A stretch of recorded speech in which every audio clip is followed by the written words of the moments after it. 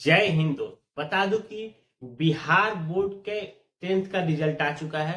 अब बच्चे परेशान हैं कि हमारा इंटर का एडमिशन कब से शुरू होगा। तो आज हम इसके बारे में बात करेंगे। दूसरा, क्या क्या इंपॉर्टेंट डॉक्यूमेंट लगेंगे ऑनलाइन करते समय, ये हो गया।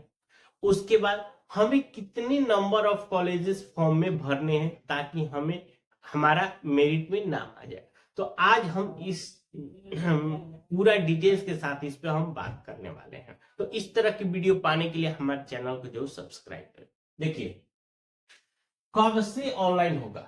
देखिए, अगर ऐसे कहें तो अभी इसके ऑफिशियली कोई भी डेट अनाउंस नहीं हुआ है।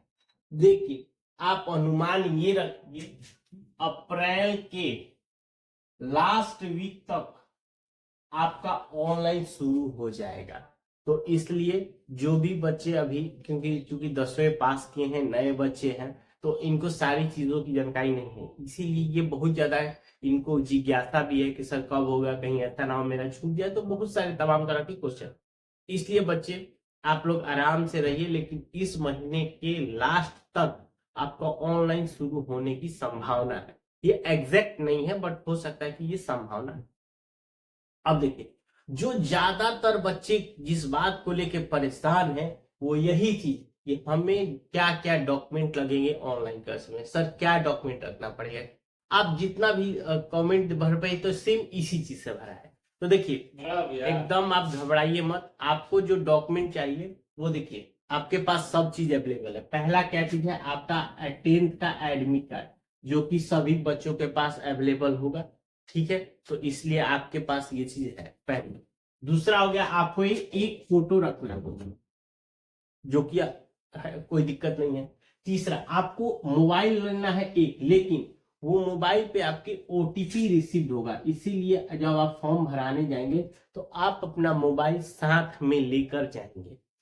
उसके साथ साथ आपका ईमेल आईडी पे भी ओटीपी आ सकता है। अगर किसी कारणवश आपका मोबाइल पे ओटीपी नहीं गिरा तो आप ईमेल आईडी का भी ओटीपी ले सकते। इसीलिए आप जो मोबाइल और ईमेल आईडी यूज करेंगे, जो चालू हालत में है, जिसका पासवर्ड आपको पता है या फोन में लॉगिन है, वही ईमेल आईडी आप अपना दीजिएगा, और जो मोबाइल आप फॉर्म भरते हैं उसका आप लेके जाइएगा।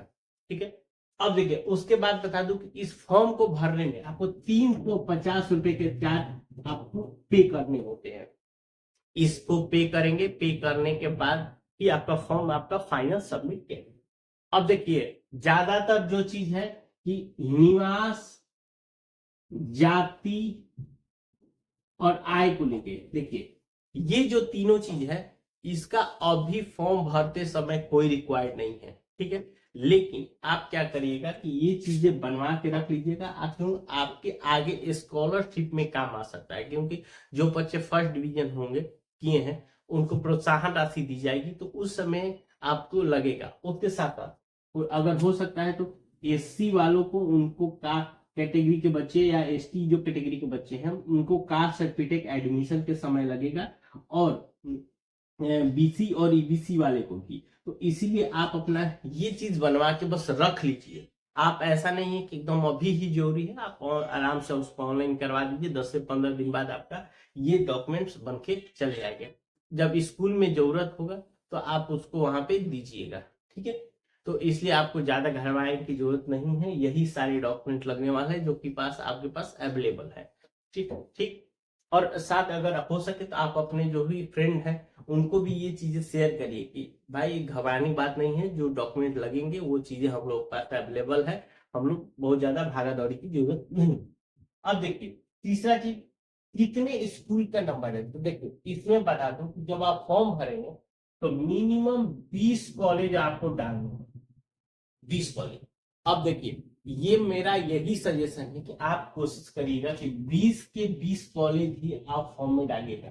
ऐसे तो आप मिनिमम 10 भी डाल के छोड़ सकते हैं, लेकिन आप 20 में इसलिए बोल रहा हूं कि अभी क्या हुआ कि आप ज्यादातर बच्चों को देखिएगा 400 प्लस, माने मैक्सिमम नंबर फर्स्ट डिवीजन ही है। और जो अभी स्कूलों में जो नए सीटें दी गई हैं, कहीं पे 40 है, कहीं पे 80 है, मतलब ज्यादातर 40 है। अब मान लीजिए 40 बच्चे की सीट है और फॉर्म भरने वाले अगर हो गए 100, तो क्या करेगा, तो वो केवल 40 को ही लेगा, तो 60 बच्चे तो यहाँ से छटेंगे। मान लीजिए जिस स्कूल को लोग प्रायोरिटी कर रहे हैं। तो इसीलिए चूंकि मेरा यही सजेशन है कि आप अपने देखिए सबसे पहला टारगेट करिएगा कि आपके नजदीक में कौन सा स्कूल है, फिर उसके दूर में कौन सा स्कूल है। मतलब ऐसे कर करके आपके अभी गांव में की नजदीक जो भी पहले 10वीं क्लास के स्कूल थे उसको 10+2 कर दिया गया है, तो आप उसी स्कूल में ही लिखवाइए। अगर ऐसा नहीं कि आपके जैसे थोड़ा सा शहरी क्षेत्र में, जैसे पहले क्या करता था कि 10वीं के बाद लोग पटना में एडमिशन कराता था, आरा में एडमिशन कराता था, वहां पे अच्छे कॉलेज थे। तो इसलिए अभी 12th में इन चीजों को आपको ज्यादा करने की जरूरत नहीं है। आप जो आपके गांव के नजदीक जो 10वीं जो पहले स्कूल थे उसको 12वीं कर दिया गया है, आप वहीं पे आप अपना एडमिशन करिए। उसके बाद तो इसलिए आप बताएं कि पहले उसके लिए आप अपना 20 कॉलेज पहले ही सिलेक्ट कर लीजिए कि हाँ मेरे गांव के नजदीक ये है, फिर ये है, फिर ये है, ताकि जब आप फॉर्म भरवाने जाए तो आपके जो यदि आप खुद से भर सकते हैं तो अच्छी बात है आपके, और नहीं तो यहाँ पे आप जो भी साइबर कैफे में जाएंगे उसको आप लिस्ट दीजिएगा, सर मेरे को इस रूप में मुझे कॉलेज को चूज करना है, ताकि उसको भी आसानी हो जाएगी चूज करने में, और आपको भी प्रॉपर पता रहेगा कि मेरा क्या होगा। देखिए इसमें क्या होता है कि मान लीजिए मैं इसलिए बोल रहा हूँ, मान लीजिए नंबर 1 कॉलेज आपका उतना नंबर नहीं है, तो फिर आपको क्या नंबर 2 के लिए देखा जाएगा, ऐसे कर करके।